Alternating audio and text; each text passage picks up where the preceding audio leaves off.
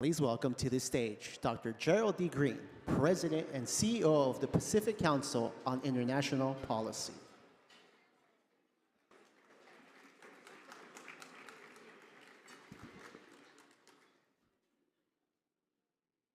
Good evening, everybody. I am delighted to welcome you to our annual dinner.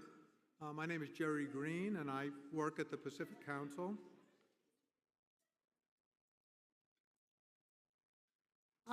Something that I thought was fitting is I wanted to mention that today is Eid al-Fitr. Eid al-Fitr is a holiday in the Muslim world, which signals not only the end of Ramadan, but traditionally part of Eid al-Fitr is zakat, which is giving of alms, which is all about empathy, compassion, caring about other people, things that really are the focal point of what we're talking about tonight. People often spend Eid al-Fitr with their families, and we have a number of guests who've chosen to spend the evening with us. So I want to thank them for joining us, a group from Afghanistan, a group from the UAE, and elsewhere. We're really pleased to have you. I also have some special guests that I would like to acknowledge. First, I want to thank Alicia Mignana and Jean Sykes, who chaired this event tonight. And they have done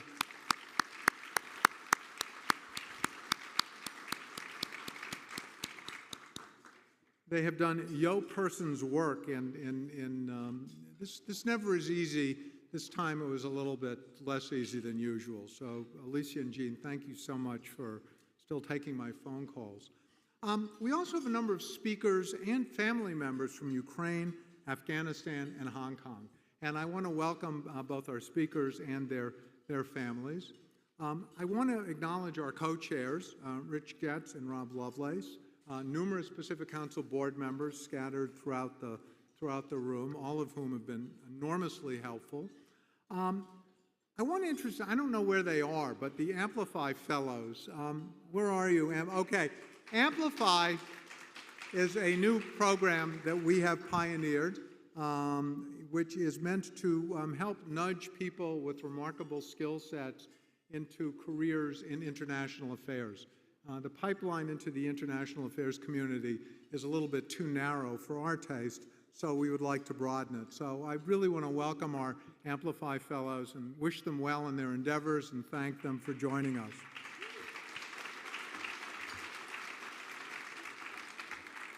I also want to welcome a group of members who are from our Evacuate Our Allies Operations Center. Where are you all sitting? Where's the Evacuate Our Allies group? Okay.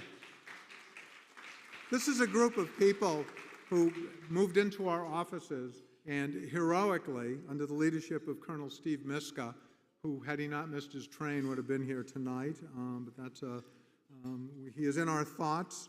I don't know if missing a train gets prayers, but it certainly gets thoughts. But the Evacuate Our Allies operation basically created a tactical operations center in the Pacific Council offices 24/7 with the goal of living up to the promise that the United States government made to Afghan interpreters and translators who were told, if you support the United States, we will get you to the United States. And given the nature of our withdrawal from Afghanistan, many of them were forgotten, left behind, and a number of us were, many people are upset about this, so the Evacuate Our Allies group has helped extricate them. So congratulations and thanks for all you do. I also want to recognize Scott Kraft. Scott Kraft is the managing editor of the Los Angeles Times. The LA Times, because of Scott and the Pacific Council, have a very productive and close relationship, and this would not have happened tonight were not for Scott. He was enormously helpful. So Scott, thank you, wherever you may be. And finally, I want to thank Marcus Yam, who you'll see a group of photographs on easels. Marcus Yam is a photographer who was in Ukraine. He actually left LA today to return to Ukraine. Before that, he was in Afghanistan. He was at Kabul airport at a particularly dangerous time. He was assaulted by the Taliban, and his work is quite remarkable. And finally, our guest of honor, I came from Agora. Our guest of honor came from Ukraine, Nabi Boulos, who was a foreign correspondent for the Los Angeles Times reporting from Afghanistan. Generally, these events have a celebratory quality to them. This is not really the time for celebration, not only because of COVID, but because of what's going on around the world. The first land war in Europe since World War II, the predatory behavior of the Chinese government, both towards its own citizens in Tibet and Xinjiang and Hong Kong, and a variety of other issues which I don't really have the time to delve into. Suffice it to say, there is a global assault on freedom. That is the unifying theme this evening. And as we will hear from our speakers, democracy is a very fragile quality indeed. And these are freedom and democracy are qualities that we really need to fight for, not only internationally, but here at home. And we have many of our own issues here in the U.S., which is deeply troubling. Let me end by introducing the co-chair of the board of the Pacific Council on International Policy, Rich Getz. Let me thank you again for coming. And Rich, I'm going to turn it over to you. Thank you.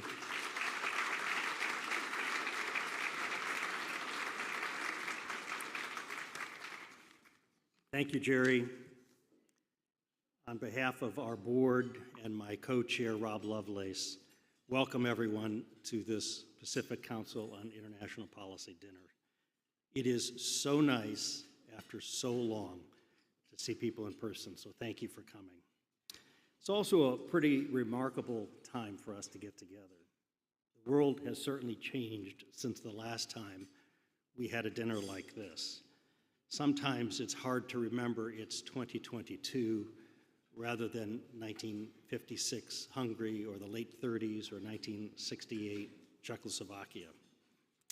I'm struck as a lawyer by the inflection point we face over the rule of law.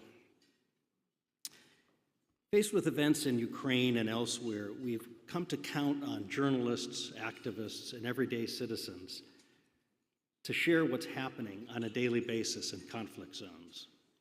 And you'll hear from some of them tonight. Our honored guest, Nabi Boulos of the Los Angeles Times, traveled from the Ukraine, as Jerry said, to join us tonight. That was quite a journey, and I'm sure you'll hear about it.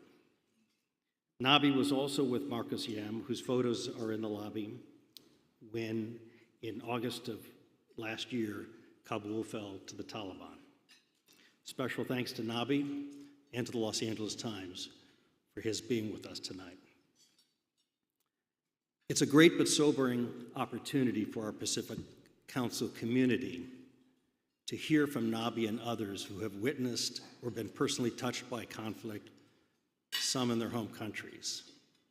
Thanks to our staff for making this council discussion possible. Thanks to all of you for being here for this honest conversation. And again, welcome back.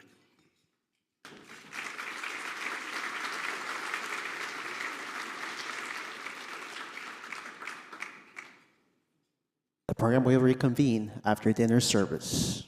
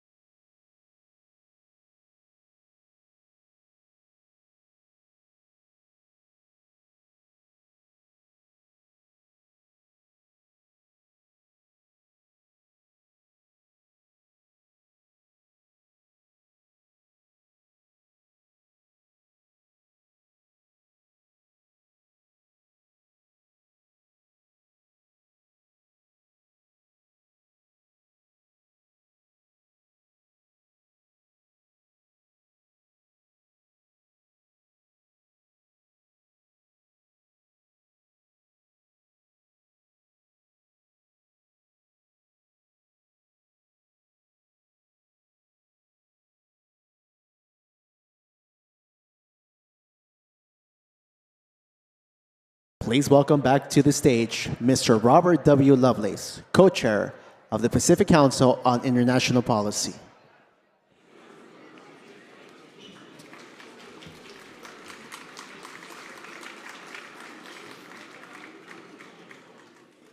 Hello, everyone. Sorry to interrupt, but I must say it's exciting to hear the conversation, the level of energy, and great to see all of you and be here in person.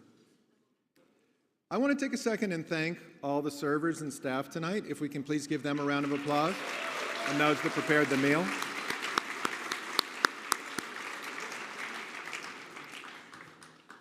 Of course, thank you to Jerry Green for his opening comments and everything he does for the Pacific Council.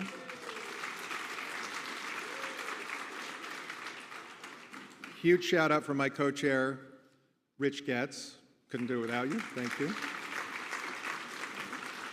We already thanked Gene Sykes and Alicia Mignana, but since I'm married to Alicia, I'm not going to miss that chance to say thank you very much.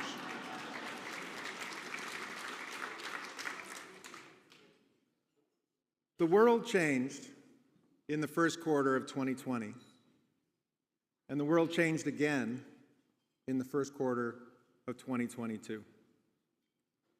And we're still reeling from both of those changes.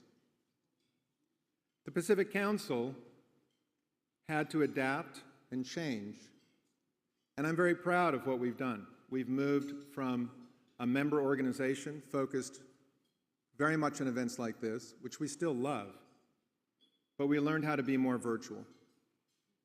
And we're still learning how to get the best of both of those worlds. It is so great to be back in person with all of you, but I am excited about what we're able to do now in terms of inviting speakers that aren't necessarily in the room. Tonight, a lot of people made a lot of effort to be in the room, so I am very appreciative for all that they've done to be here. I'd also like to take a second and recognize at least 2 tables, I'll probably miss some, of students that are with us tonight. I know that we have a group from UCLA that's here. And I believe we have a group from the USC Annenberg School for Communication and Journalism, also our guests. All of you are public diplomats and global citizens. It was written here tomorrow, I'm going to say of today. For our topic tonight, as you know, we're focused on freedom at risk. Within that is the critical role of journalism, and it plays such an important part in upholding our democratic values around the world. I don't know how many of you saw Trevor Noah's comments at the White House Correspondents' Dinner. Shout out for Noah. His close, I think, was the best. It was kind of exciting that they had the event at all.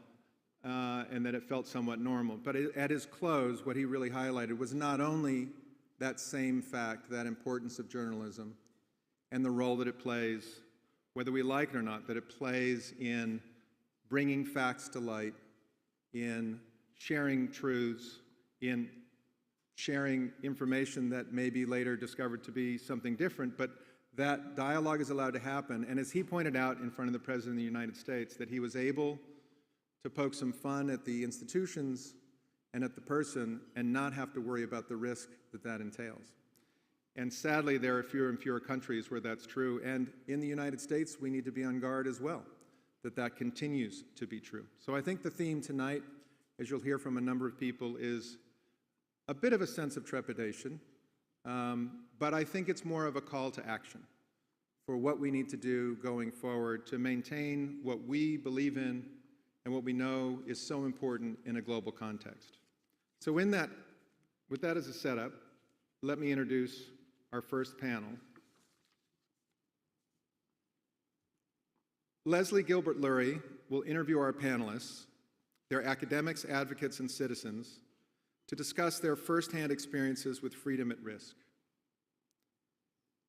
These are professionals at work, and they'll also share their personal stories. We hope that we will, as engaged citizens, learn better how to support individuals' policies and positive outcomes in their countries and around the world.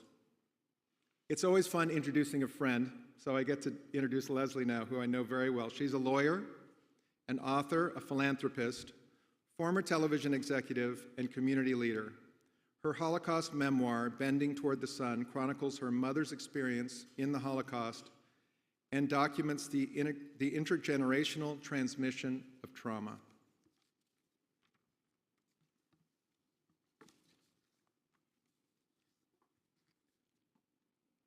If you want something done, you ask a busy person to do it. That's why Leslie is always the person that we go to. She's on the board of she's the International Board of Directors of Human Rights Watch. She's on the UCLA Foundation, and we're proud to say she is now a director of the Pacific Council on International Policy. Most importantly for me, she's a big Dodger fan.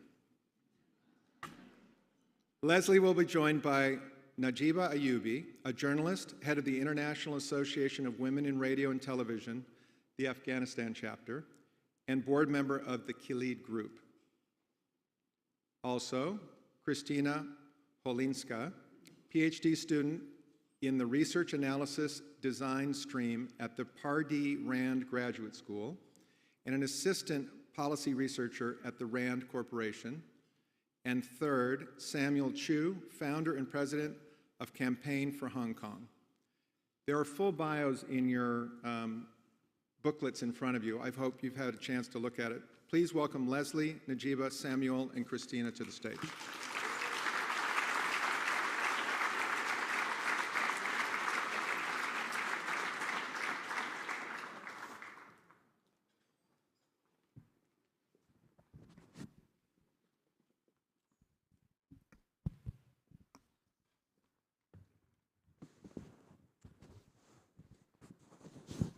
Thank you, Rob.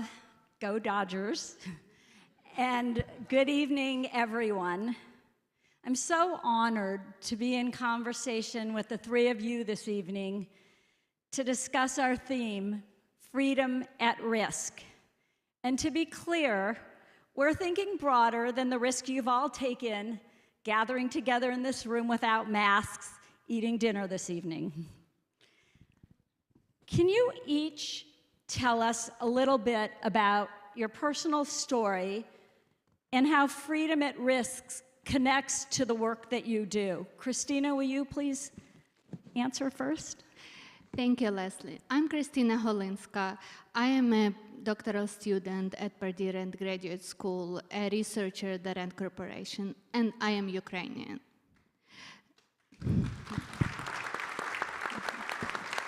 Thank you. My country is currently facing existential risk.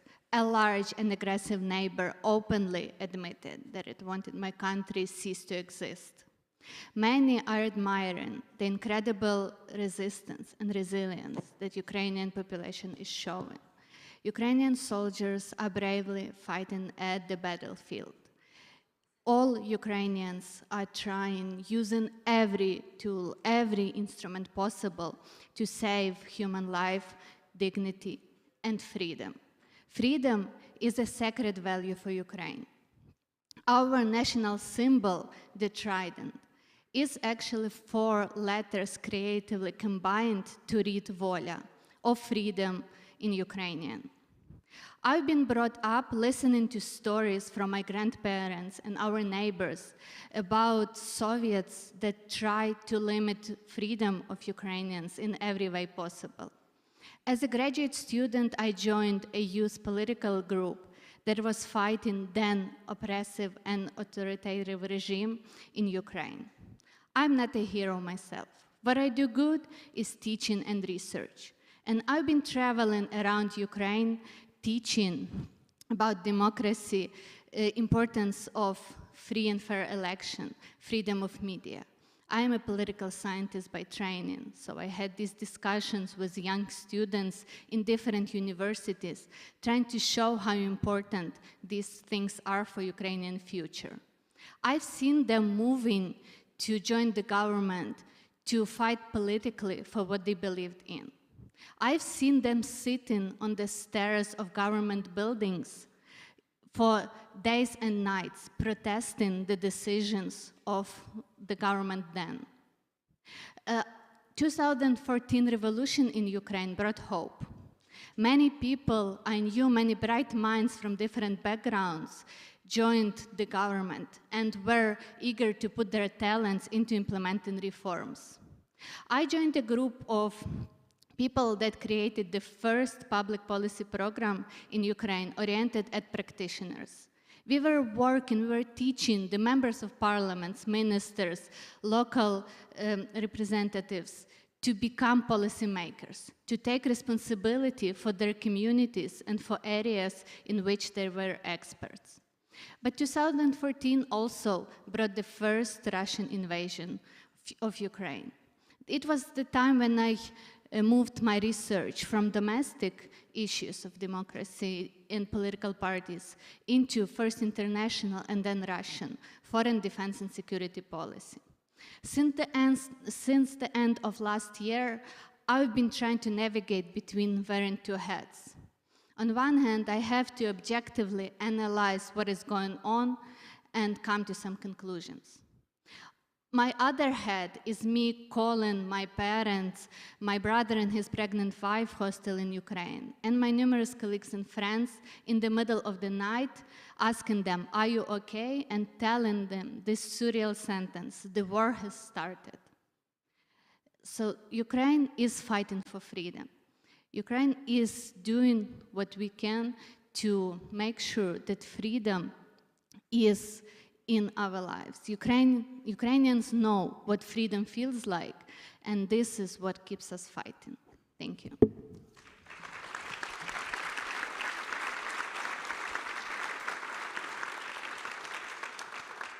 Samuel? Thank you, Christina. It's such a pleasure to be with all of you. How I ended up here. On the last day of July in 2020, while we were all in our COVID pandemic quarantine, I fell asleep watching a rerun of Law and Order right here in Los Angeles. And the next morning, I woke up to the news that I had become an international wanted fugitive.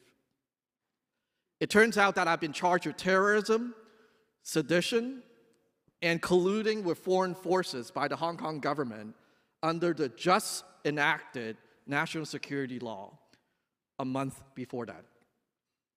I was born and raised in Hong Kong, but I actually been in the US and lived in Los Angeles since 1990. I was the first foreign citizen, a US citizen, to be wanted for simply speaking for the people of Hong Kong to the United States government. And I came to the United States actually in 1990 because partly of what the communist government and the regime in Beijing has been doing over the last 4 or 5 decades. My father was the leader who organized and built the Underground Railroad that smuggled the student who escaped the Tiananmen Square massacre in 1989, and smuggling them across the border from the mainland to Hong Kong, and then sending them to a Western country like the US. And in 1990, the British government had warned my family that something might happen, that there might be retaliation when Hong Kong was handed back over to China in 1997. So my father decided to send me here to the United States just in case that something would happen to him. I don't think my father ever imagined that 30-some years later, I would become a wanted fugitive from the very place that people from the mainland received safe refuge and protection back in 1989. But Hong Kong has now fallen from one of the freest, most open city in the world to one of the most repressed, seemingly overnight. And over the past 3 years, I've been leading the efforts to develop international and US policy and legislation that in support of the pro-democracy movement in Hong Kong, as well as countering the malign influence of the Chinese government overseas right here. Because I am the first, but I'm not going to be the last Americans to be silenced or to be targeted for speaking out for freedom. The struggle and the fight for freedom isn't just in the mainland or in Hong Kong. I often get asked why I get the privilege of being targeted. I consider one of my professional pride to be on the international fugitive list. It is probably the only validation that you will get for the kind of work that we do is when the authoritarian regime decides to target you. But I'm also not going to be the only one. In fact, there have been cases in Hong Kong where meeting with me, like all of you are here, sitting in here today, have been brought to court as evidence against Hong Kongers for subverting state power and state national security in Hong Kong. So you're all welcome for joining the ranks of freedom fighters.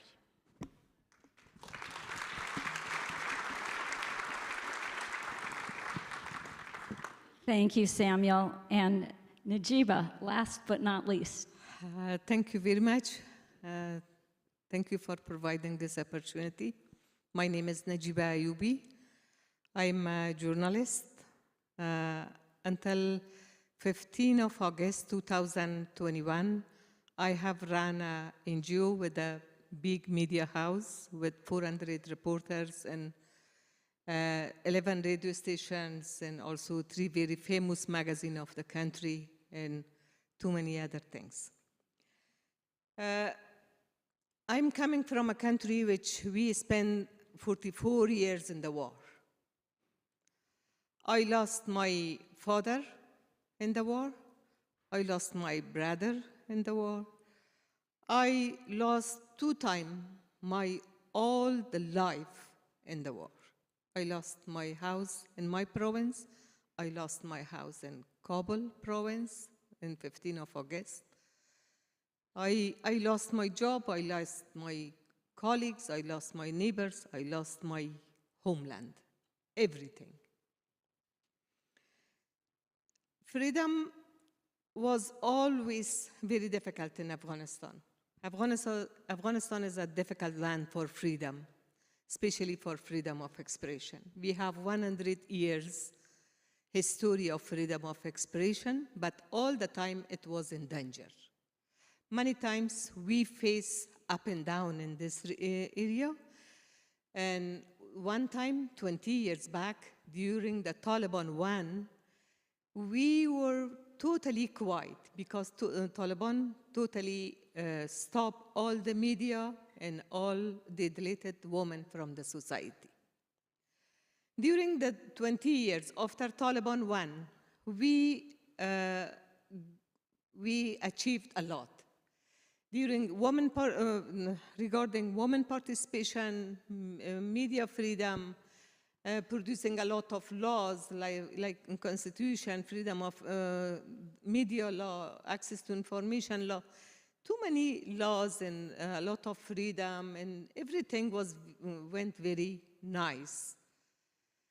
12,000 people work in the media before 15 of August. But unfortunately, when the peace negotiation started in Doha, in February 2022, a deal, agreement happened there. They signed an agreement, US and Taliban. And after that, everything changed. A group of gunmen, which named Taliban, which their leader's name was in the list, in the black list of the United Nations, they become equal in the 2 parts of the table, sitting with the US, and they signed the agreement. After that, Taliban get a very fake confidence. And after that, they become very proud, and they think they was not care about people of Afghanistan. We lost everything during 1 hour and 15 of August. After that, a big change happened. 6,400 journalists left the country. 50% of the media closed down. Women went to home. Media become, the sources and the journalists become very less, and now in different parts of country, we don't have even reporter to report. News is stopped, and journalists cannot cover the news that they want. A lot of censorship from the government, and also self-censorship happen in Afghanistan because journalists have any protection mechanism anymore. This is the things which happen in my country. And the Taliban was very proud that they bring peace in Afghanistan. But unfortunately, Afghan people lost all the things, all achievement that we achieved during the 20 years. We didn't get peace.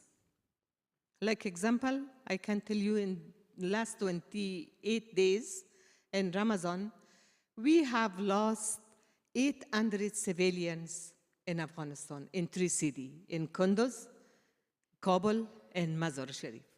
All these people was civilians, students, the people which they wanted to go to the mosque to pray, and all civilian, not army, not other people, all civilians.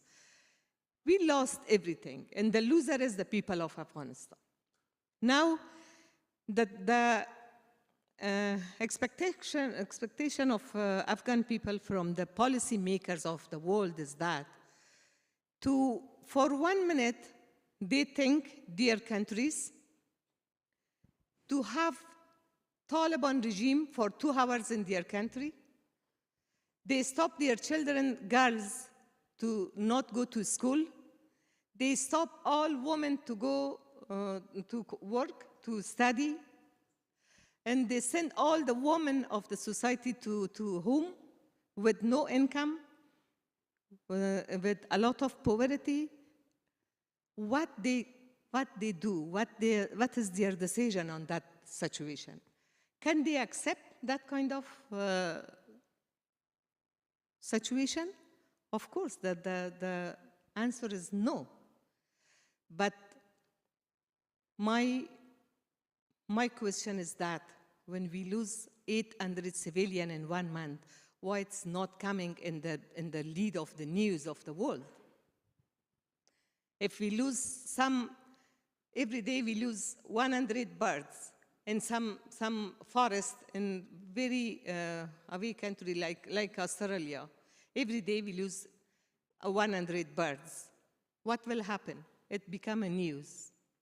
But I think sometimes people are very hopeless in Afghanistan, and sometimes we think people of the world forget about us, or they get happy for dying Afghans, or they think we don't have blood. This is a painful story. Sorry for that. I make this situation like this. But this is the reality of the world, in that part of the world, and we have to talk about it. Thank you. Thank you.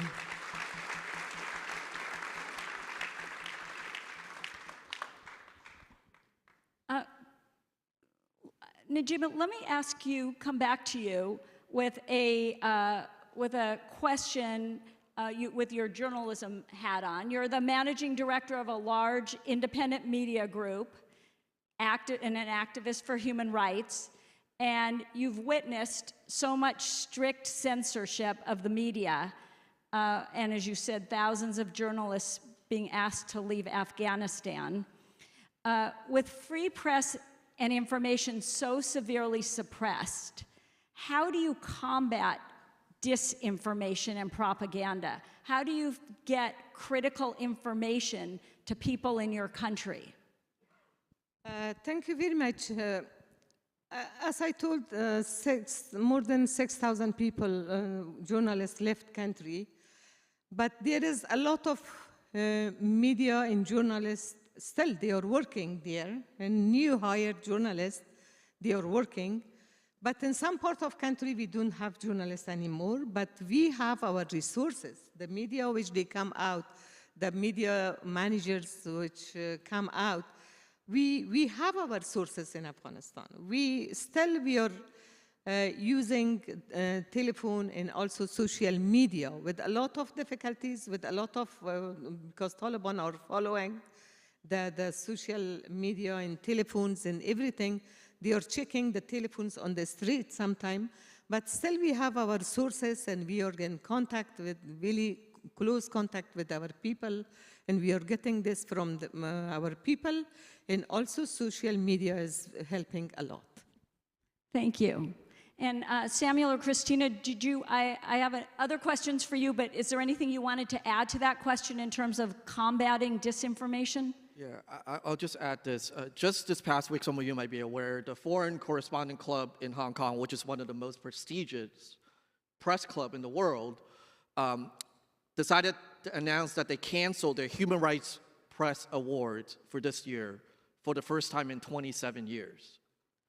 Because over the objection of its own board members and the judges of the contest, because 9 of the winners, reported winners of the Human Rights Press Award this year came from an independent news outlet that has been shut down by the Hong Kong government. And this was not done directly by the government.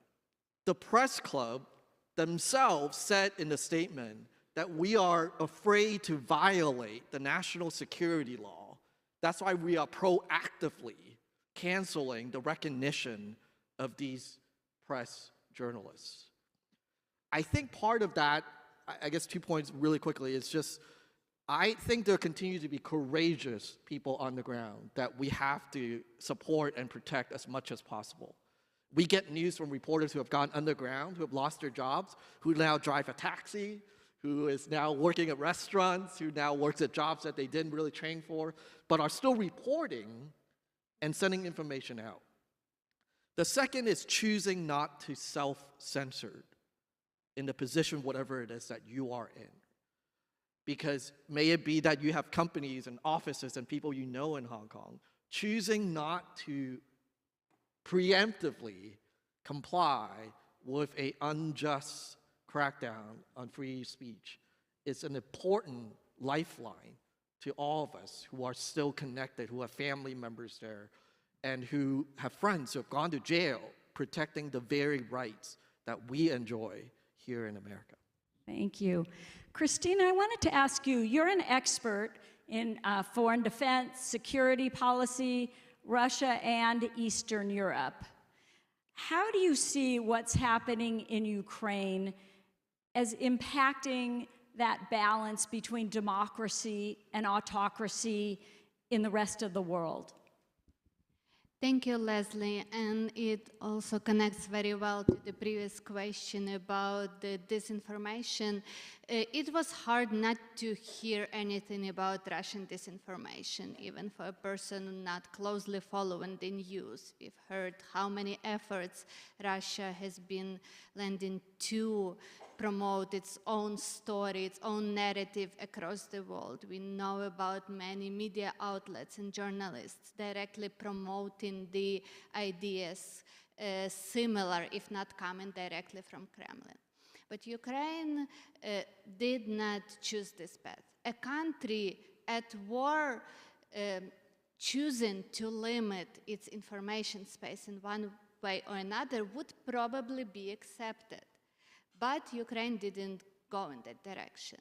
On the contrary, Ukrainian government chose the strategy of full transparency, support of those who send the messages, send the news, good or bad, show what is happening on the ground, tell their own stories. We see the war online, and we can observe, feel the sympathies, see how people who fled the war, who stayed, who are fighting, who lost their family members, how they experience the war every day. And this is freedom as it was imagined when the democracies were created. Which leads me to the answer to your question about democracy and autocracy. it is a fight of a country struggling to become a democracy. Not fully there before the war. Ukraine had its problems. Ukraine still had corruption. There were some issues also with media freedom. But the country was moving towards democracy in a very fast pace. And this is called by many experts as one of the reasons why Russia was not tolerating a very soon and very probably democratic Ukraine by its side. Thank you.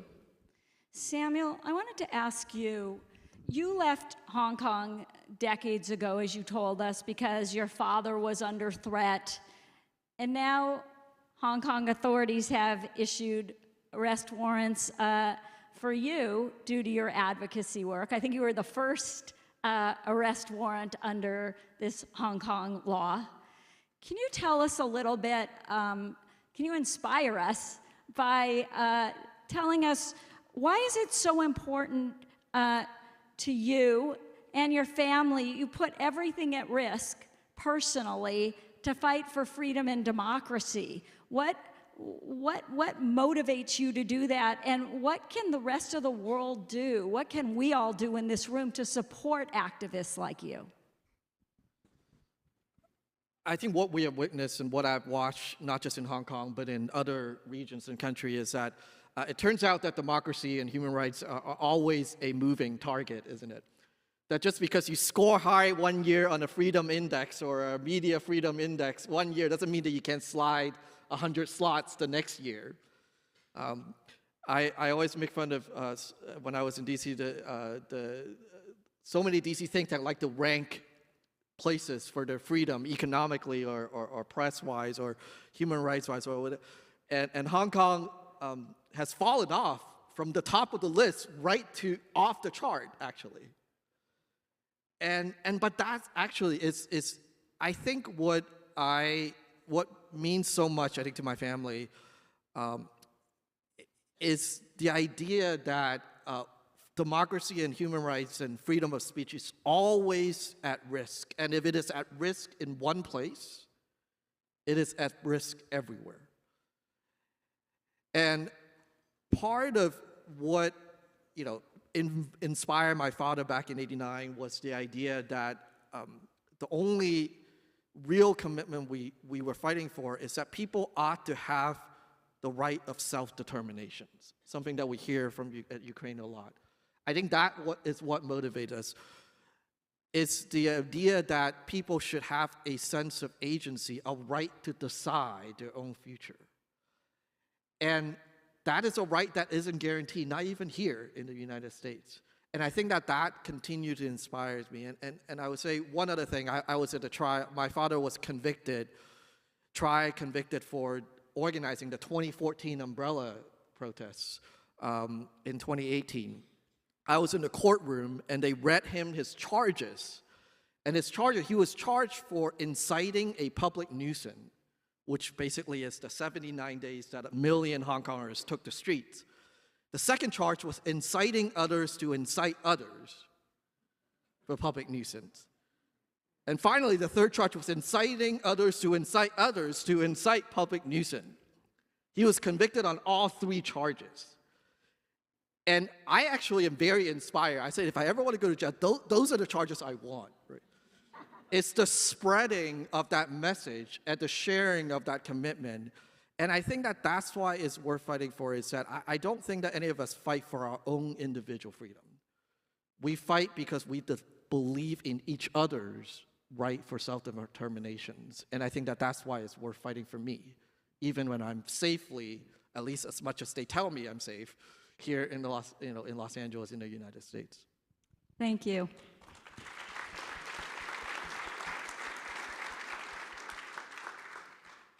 Najiba, through your work, you've documented the reality of life for Afghan women and girls. Can you speak to the unique risks that women and girls face in war and refugee situations, and what interventions are missing that would be helpful? Actually, the life for Afghan women were always difficult. When a woman want to work outside of the home, they have to start fighting from home, fighting with his father, brother, to be allowed to go and work. It is a very difficult situation for Afghan women at all, being Afghan woman, especially if you are educated, if you want to work, it's always difficult. But during the 40 years war, always a lot of pressure was on the women of Afghanistan because they lost their children, they lost their husbands, they lost their lives, they had a lot of pressures. And finally, when this issue, the 15th of August happened, a lot of them become as a refugee, and we come, the refugees come via the army camps. And in the camps, they face a lot of difficulties because there was no privacy. There was like tents, 300 people was live in the same tent. And like this, many things, very less food, and sometimes I experienced that. For 15 days in Germany, in Ramstein camp, I have experienced for 15 days, I had no 1 cup of tea. Not only me, all the camp, like example. And also, they were not allowed, some of them, because of their family, the family, the husbands and the brothers, didn't allow the women and girls to go out from the tents. And always they put a lot of pressure on them to keep them covered and like this. And the educated women, they come out from the country. Now they are facing problems because they have no job. They are not connected to their professions. They are facing difficulties for being resettled. And these are all the difficulties that women of Afghanistan are facing right now. And in Afghanistan, there is the big issue for girls is not going to school after 6th grade. And it is really painful for our future right now, and also for our future. It is very painful for all of us. Thank you. I'm told there's only another minute or so. Is that so? You can shake your head at this, but I'm just wondering if you imagine the situation might be improved for refugees globally and freedom at risk if more women were in power in this world. Any? Just a question. And I think in the final minute, maybe you can each 5 or 10 words on anything that gives you hope for the future of democracy and freedom in this world. Christina? 10 words, and I have just used 2. Whenever I meet people, whenever I speak to people like you, and I really appreciate the opportunity to be here, the first question I get is, how can I help?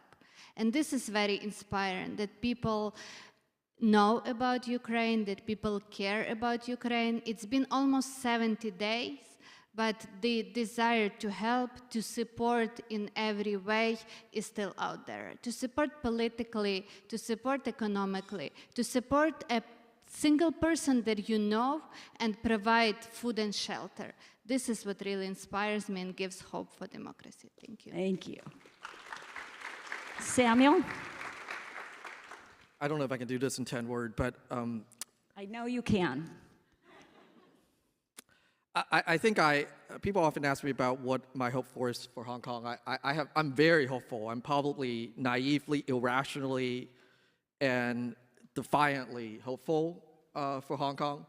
One of the reasons is because you can't erase people's memory of freedom. and that Hong Kongers have lived, and it's in their DNA to speak, to march.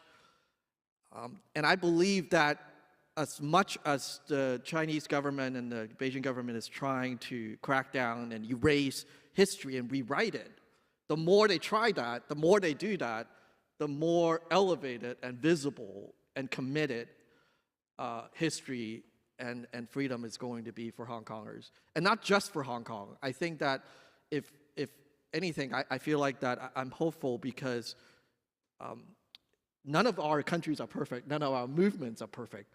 But that's what democracy is. We don't need to be perfect to be free. And I am inspired every day because none of us can forget that we marched on the street of Hong Kong in '89. We marched every year since '89. We celebrated, memorialized, and remembered the Tiananmen Square June 4th massacre in Hong Kong for 32 years. It's not going to stop just because you banned us from Victoria Park. And Okay. that's what gives me hope. Thank you.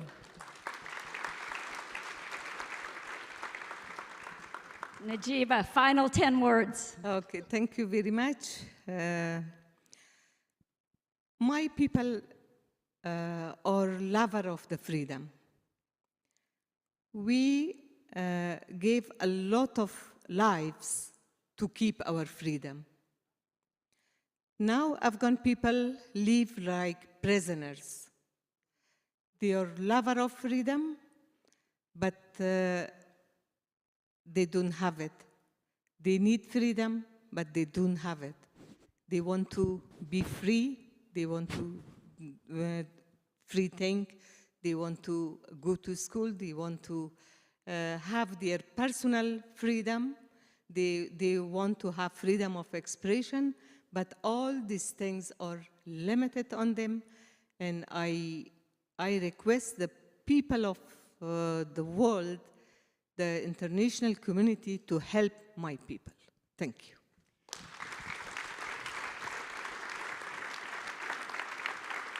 Thank you very much.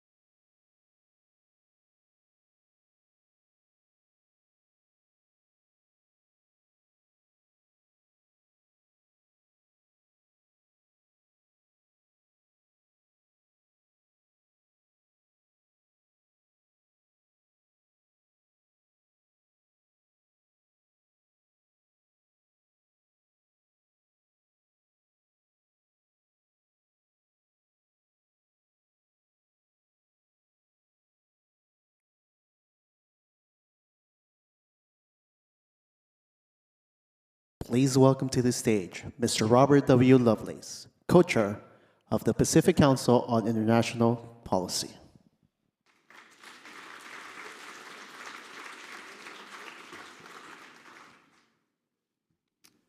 Thank you, Leslie. Thank you, Christina. Thank you, Najiba. Thank you, Samuel. Even before I got up here, I had already written the word sobering down. There was no way that we were going to have a conversation like that and not have it be sobering. Nothing happens by chance. We obviously picked 3 countries, 3 topics that were different but had a thread that ran through them. Different stages of the fight for democracy, different stages of the fight for freedom, each one with their own lessons that we need to take, but explanations for some of the things that are happening in the world right now. I always look for hope. I appreciated Leslie's question at the end, trying to find that thread that we could pull on and each take away with us for this evening. I think in all of it, it is just an incredible reminder to us why it is so important what we all do every day as global citizens, fighting for these important causes, remembering so that people are not forgotten. The efforts the Pacific Council and others have made to help people get out of Afghanistan is a small piece of that, but in general, It's a reminder of why we're here. But if there's one slogan I've taken away, it may even be a bumper sticker on my car, defiantly hopeful. Thank you, Samuel, for that.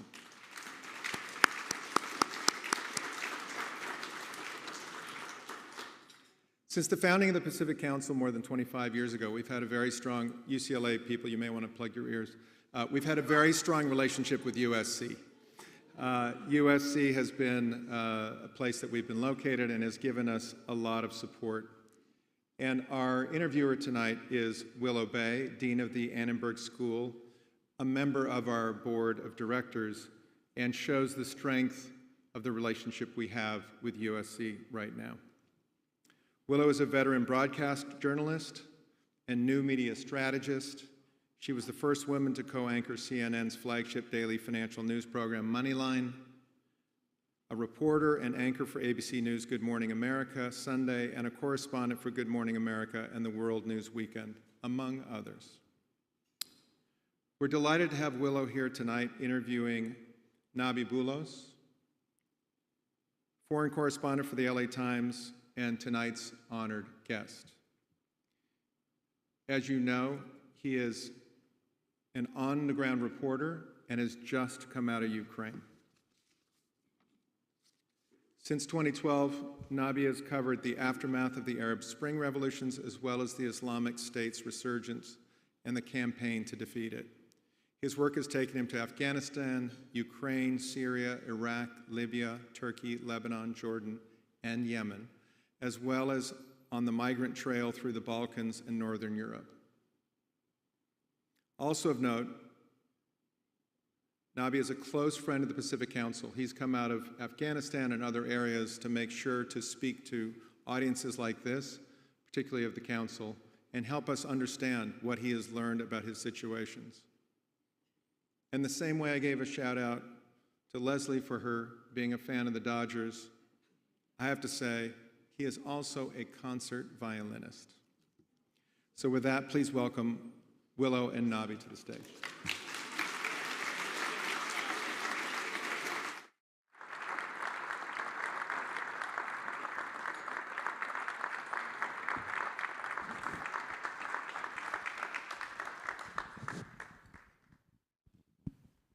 Nabi, you're without violin.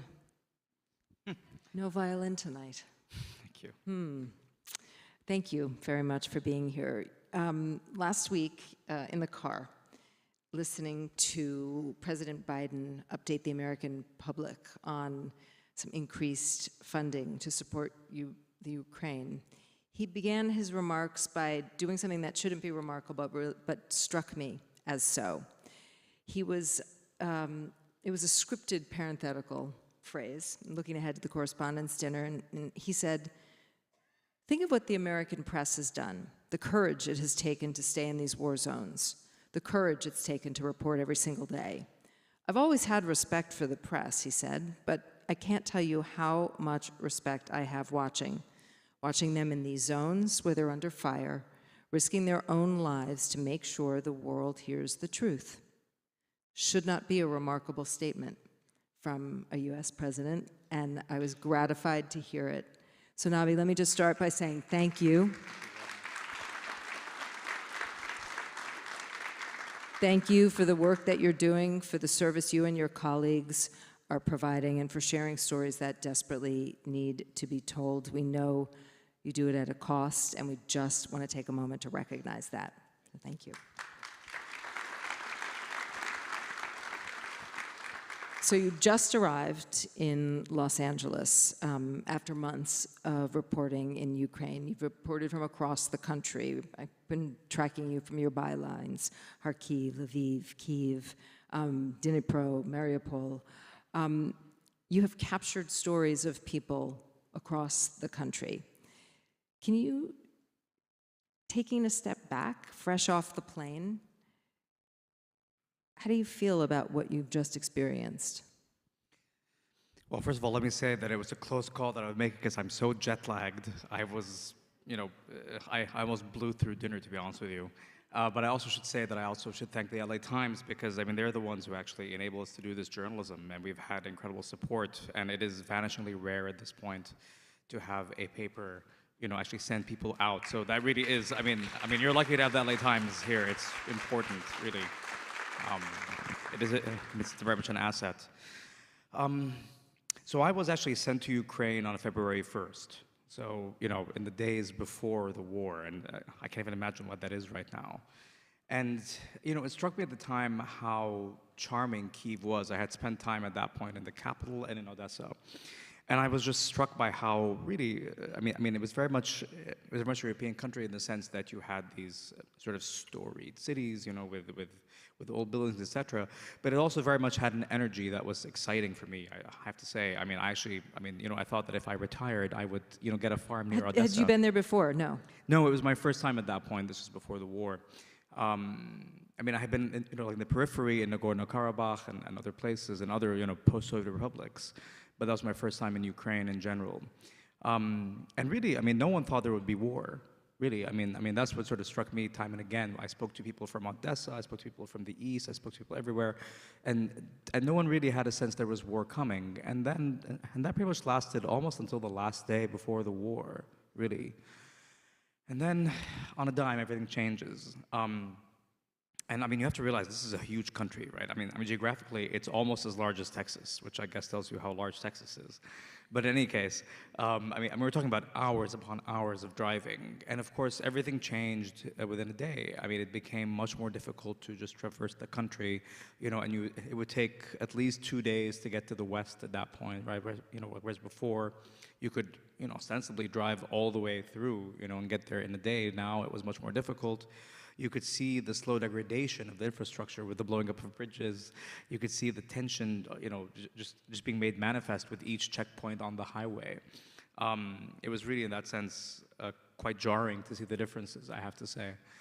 And of course, it should be said, our idea at the time was that Kyiv would fall within 2 days. So my mandate was to go as fast as possible to Kyiv. We were actually in the east at that point when the war began. So just to give you a sense of what this is, right? The East, in this case, is almost a different world, from Kyiv and the major cities in the West, because in the East you have these small cities that are about 100,000 strong, roughly speaking, and we're talking about places which had been essentially, maybe not in active conflict, but let's say facing the specter of conflict for the last 8 years. So that was a bit different in the dynamic. And then we just raced all the way to Kyiv, and we spent basically about 3 weeks under the war there in the situation where it felt like it was, the siege was coming in closer and closer. It wasn't a siege per se in the sense that it wasn't fully encircled, but you felt the notion that they were bearing down on you. And every day you would hear the explosions come closer and closer. And we would try to venture out and try to see what was going on, and each time I realized that our trip outside the city, at least to the northern part, was getting shorter and shorter. Because we couldn't actually go that far before we encounter a checkpoint that tells us, oh, the Russians are there. Now, of course, things are different. And I have to say, the problem in seeing Ukraine in the springtime is that it's a gorgeous country. It is just these large tracts of farmland and beautiful lakes and just lovely forests. And to see it now so green and so beautiful. And at the same time, you realize that it's going to be facing a lot of destruction. It's heartbreaking, actually. You wrote in a story about Russia's battering of the East, kind of a story with a heartbreaking title, How Many Graves? Go Count Them. Yeah. You wrote and said, those who remain endure a surreal existence. Yeah. Tell me about that. So that was in an area called Severodonetsk, a city, town more accurately in the east. And it's one of the primary targets right now in the sense that it's the easternmost tip of government control.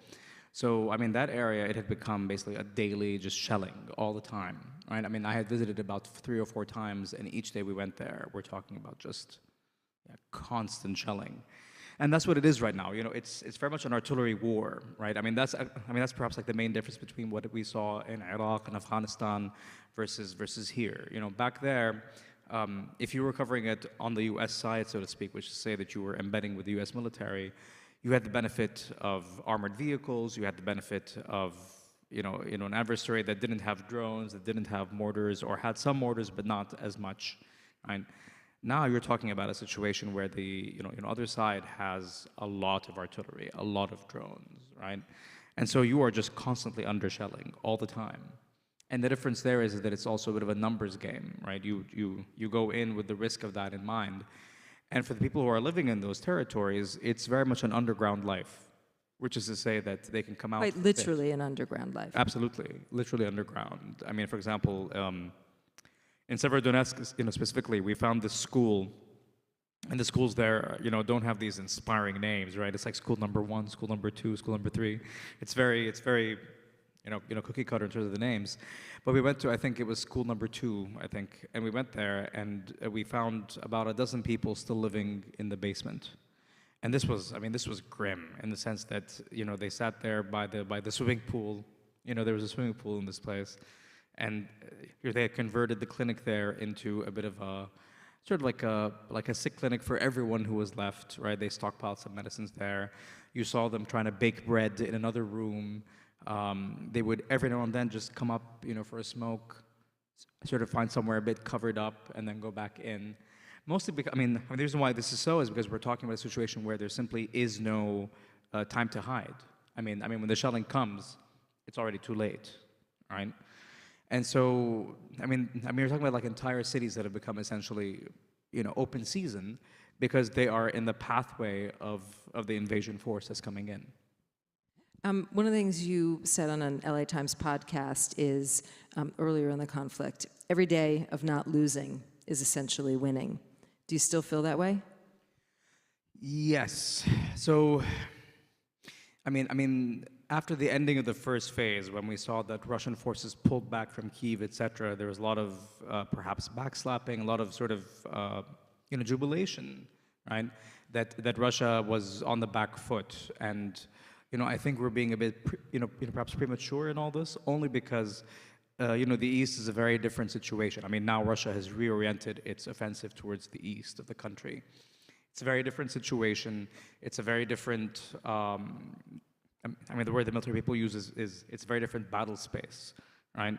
And so, I think it's too early to say, but yeah, as long as the Ukrainians can manage to, delay an outright loss, right? They cede territory to an extent, right? They're giving up land, for time, but as long as they can sort of avoid a full encirclement, as long as they can avoid, a major overrunning of some of the bigger cities, then that's definitely a victory. We talk appropriately so about protecting democracy, but it is quite clear that we are marveling from afar at how the citizens of Ukraine are fighting to protect their democracy, their right to self-determination. What does that look like up close? So right now, as I said, it is mostly an artillery war, right? And what that means is that basically, we try to go to the front line, and we've tried very often. What you're mostly seeing is soldiers in trenches hiding for the most part, because you just have, back and forth, right? But what that means in a bigger picture sort of way is that you're seeing these moves being done, like destroying bridges, destroying certain things, putting in traps, turning cities into, variously, into like somewhat, inhospitable areas, I suppose, taking down road signs and putting, I can't say this on stage, but putting in, like F you twice, F you 3 times, on the directions, all this sort of like grassroots effort to make it as hard as possible for the Russians to come in. That's, it is inspiring in some way, for sure, and to see normal people, staying and preparing Molotov cocktails, to see normal people just taking on the task of feeding people under the shelling. In Kharkiv, for example, we saw this.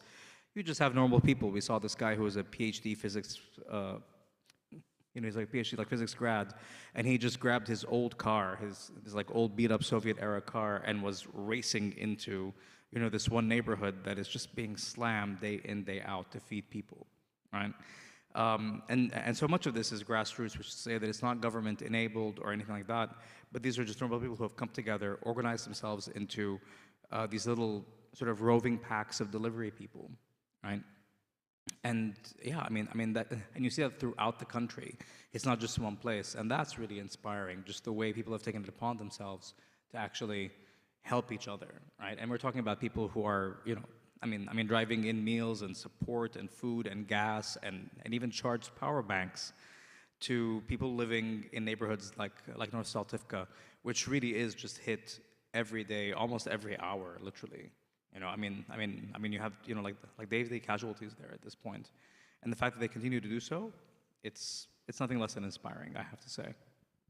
How's the local press doing? Do you see your local colleagues out and about? And they seemed utterly unprepared. As you said, you arrived to a country where people didn't really think they were going to be at war, and one day they were. How are they doing? So there's been a real shift in terms of how the local press is viewed, of course. I think for a while, it was democracy, of course, but there was a real sense, one of the criticisms was that the press was in some ways becoming less open, right? Because it's controlled by a lot of oligarchs, etc. And of course, they've been unprepared in terms of not having the necessary bulletproof vests or the necessary equipment, right? That's changing as we speak, because we're seeing, of course, much more interest now in Ukraine. We're seeing much more of a move towards equipping them, and we've seen various organizations actually sending in support to Ukrainian journalists. But as we're saying that their profit, their margin of risk is much higher than ours. We finally can leave. That's an important point. But they, often are still stuck there. Of course, right? They're living in places that are not necessarily, not like the safest areas in the country, for example. Also, it has to be said, if they're caught, by the Russians, it's a different situation, right? I've had colleagues of mine who were caught actually by the Russians, right? People who are foreign correspondents, and they were let go, right? Their camera would be taken, their phone would be confiscated, but they would let them go, right? I'm not sure they would be, I'm not sure the Russians would be as generous with a Ukrainian journalist. So it is a different level of risk. Can you share the logistics of covering a country the size of Texas in a war with, your team, which numbers in a handful, right? Combination of journalists and photographers? Mm-hmm. Well, okay, let's talk about just leaving Ukraine, for example, right? I was I was supposed to come here, and I had to leave Ukraine. What that meant was, in this case, so we were in Kharkiv. We had to leave Kharkiv to get to a city called Dnipro, which is in the center of the country. That's about a 4-hour ride, roughly speaking. But because there's a curfew, right, it's gonna take a day effectively, because because you can't really go to Dnipro and then go the same day to Odessa, for example. You would have to actually spend the night. So in my case, I went to Dnipro, hung out for a bit, and then took the night train. Right? There are still trains, amazingly enough, and this is a big surprise, but they're still there. I bet there are trains. We live in Los Angeles, so it's really a novel phenomenon, a train. I'm sure. No, but these are actually like Soviet-era trains that I have to say, are really very effective. So it was like a 13-hour train ride overnight, because there's curfew normally, so that's something you cannot do. But if you're on the train, you can. Now, of course, to be clear, this was a train where we had to shut, all the windows, right? Like all the shutters had to be closed, right? There could be no light filtering out, and they were very strict about that, right? You wake up in the morning. That morning, I woke up in Odessa at around 11 a.m., and then we had to take a drive to the border. But the problem is that the road to the border, right? There are two roads, but one of them was bombed a few days ago by the Russians, and so I couldn't really take that road anymore. And the main road was now just inundated with traffic. So basically, it took me about 6 hours to get to the border, rather than the usual 3. And then just crossing took another 2 hours because the system went down on the border itself. And then, of course, I was in Chisinau, which is the capital of Moldova, but there was a fear that Moldova was going to get embroiled in the war as well, right? So that my flight would be canceled. In fact, the Pacific Council had to get another flight from Bucharest just in case, right? Which goes to show you, how logistically difficult it is to do any of this stuff, right? We're talking about 2 days to do a trip that would have taken, in the past, maybe 10 hours, right? It's okay you overslept to get here. I'm sorry, After all of that. I'm so sorry. And then you were also sharing with me the kind of strategy of staying in place and then going out further afield to really make sure that you covered as much territory as you can. How are those decisions made? Well, so I'm lucky in the sense that the LA Times lets me do what I think is appropriate, which is to say that, my mandate was to go to the East because now the war is shifting to there, right? So what that means is you go to a city called Kramatorsk, which used to be the main logistical hub for the Ukrainian military before the war began, and you would range from there to various areas, right? So in my case, we went to an area called Liman, we went to Severodonetsk, we went to a place called Lysychansk, we actually went, a fair amount of places, I have to say. And, overall, we got the chance to see the front line, right? Insofar as one can see the front line in an artillery war, we were able to do it. But also, it's a function of sort of seeing where the momentum is sort of more, most possible. So, for example, we went to Zaporizhia to see what was happening with people coming in from Mariupol. We went to Kharkiv to see what was going on, in the northern part of that country in terms of just the proximity to the Russian offensive from there. We went to the east to see how the front line was progressing, right? And of course, you try to go to other places to get a different feel for the situation away from the war, too. I mean, this is a huge country. It's not fair to just reduce it to war, but, you do your best. Will you, changing direction somewhat, will you share the story of how you came to be a journalist? It's 10 years since you were on your first journalistic assignment, but before that, besides being a Fulbright scholar, you were a concert violinist, employed as a concert violinist. Yeah, it was the job, for sure. Yeah, so tell us the story. Well, okay, so basically, I was a working violinist in the sense that I was in an orchestra, I was touring and things like that.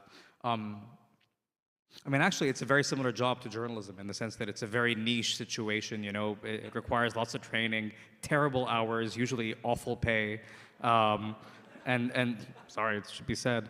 And it's one of those things where basically, you work your butt off, right? And very few people care, it seems. That's very much classical music in a nutshell, right? So really, I have to say it, right? So what happened was actually at the time, I think, so I was in the orchestra in Beirut, right? It was the Lebanese Philharmonic, otherwise known as the other LPO, right? Because the first one is London Philharmonic, obviously. So, but anyway, right, so I went to that one, and then at the time, what happened was, so a friend of mine was producing for NPR and fixing, right, she was a fixer for the LA Times, right? And she was married to a Syrian fellow, and as it happened, you know how this is, when there's a war beginning, there's, suddenly intense interest in the art and the culture from that country that's in war at the time. And this was Syria. And I remember she asked me, because she knew that I did, translations on the side, she asked me if I could translate her husband's poetry. Now, to be clear, this was terrible poetry, right? It was not good, right? It was really bad. I'll like, if I recall a snippet of it, it's like, I have to say it like a William Shatner voice, bullets over asphalt. Clouds of red, something like that. It was terrible, and basically, I have to admit to you, my translation made it better. I do believe this, right? And she agreed, and the publisher, of said poetry said, "Wow, that sounds great," right? And so she asked me at the time if I would be interested in working for the LA Times as well, and that's when I met, my then boss, Patrick McDonnell, who, and this is vanishingly rare in journalism, like this doesn't happen. He sort of took me in under his wing and said, you don't sound too dumb. Would you like to also, write for us, on occasion, aside from just translating? And again, I had no idea how rare this was because, most journalists would never let someone do this, right? We tend to be very, territorial and you're writing, etc. But, he was a very, very generous boss in that sense.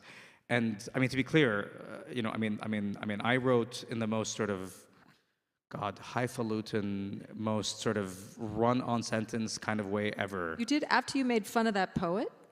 Yeah. Yeah, absolutely. But I was terrible. I was like sort of one of those like academic writers. It was my aspiration for a while to be like an English professor, as you can imagine. And so I had just the most sort of worst prose ever, like maudlin, long run-on sentences with SAT words peppered throughout. And I remember he would just sort of grab my copy, be like, okay, this is nonsense. Okay, put a period here. All right, you don't need another comma here. Come on, like move on, And it was just boom, boom, boom, boom. It was actually like a wonderful.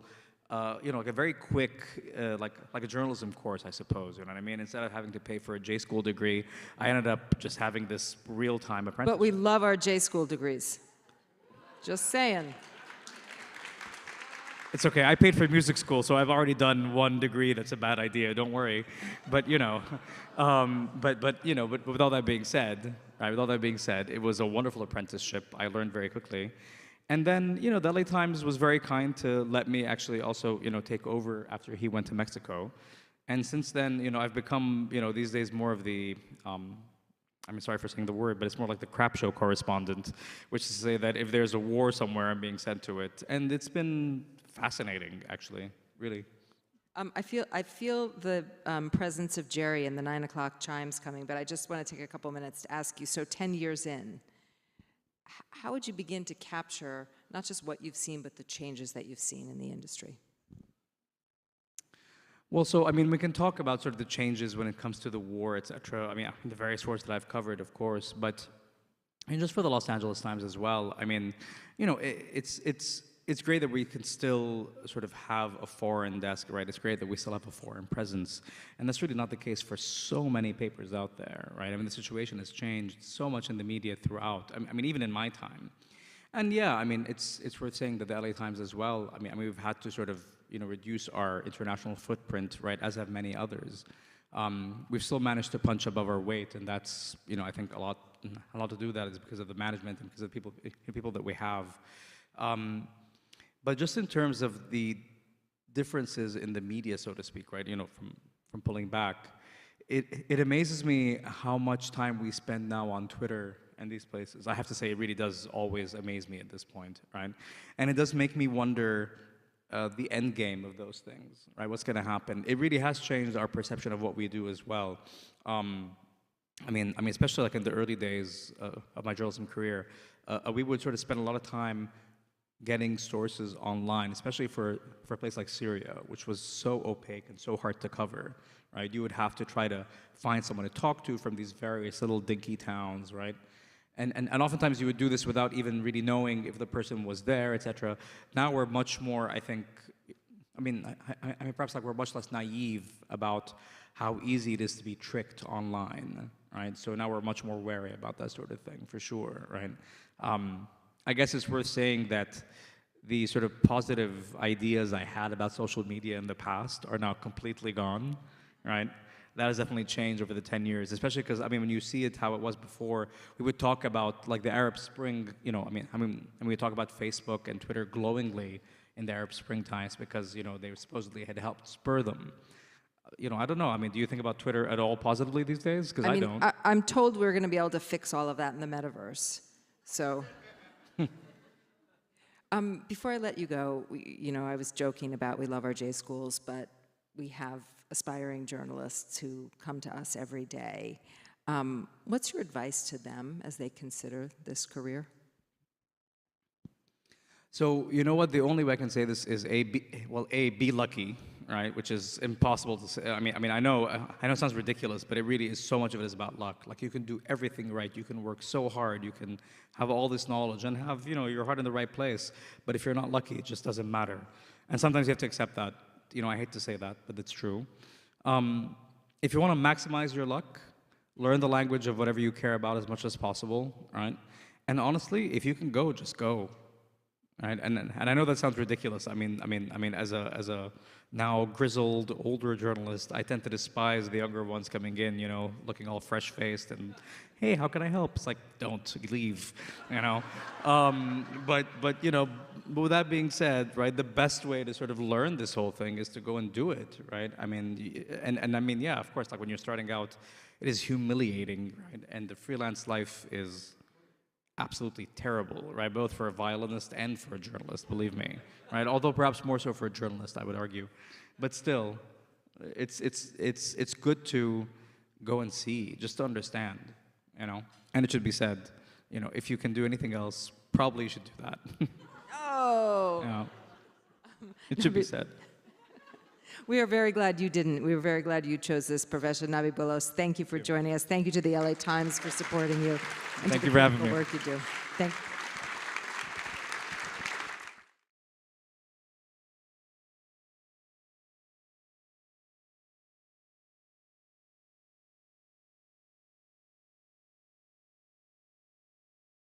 Welcome back to the stage, Dr. Gerald D. Green, President and CEO of the Pacific Council on International Policy. Honored guests, thank you so much for coming. I just want to give the valets time to put on their protective gear. So I really want to thank all of our speakers and all of our moderators. I think if there's a lesson we need to take away from tonight, Ukraine's problems, Hong Kong's problems, Afghanistan's problems, they're our problems as well. This is not a spectator sport. We need to get on the field and we actually need to get involved, be it with the Pacific Council. If you're more interested in local issues, the United Way, the Urban League, California Community Foundation, there's a long list of organizations which all do things to promote better citizenship, better involvement, better engagement. I like the term that Samuel said about being defiantly optimistic. And Rob Lovelace quoted it as well. I think it's absolutely important. You got to show up. You got to show up. Today Ukraine, tomorrow, you start looking at the map, and these are things that affect all of us. I want to thank all of you for joining us. I hope this gives you a window into what we do at the Pacific Council, why we do it, how we do it, and I hope we will continue to see more of you. And I wish everybody a good evening, and I hope continued good health. Thank you so much.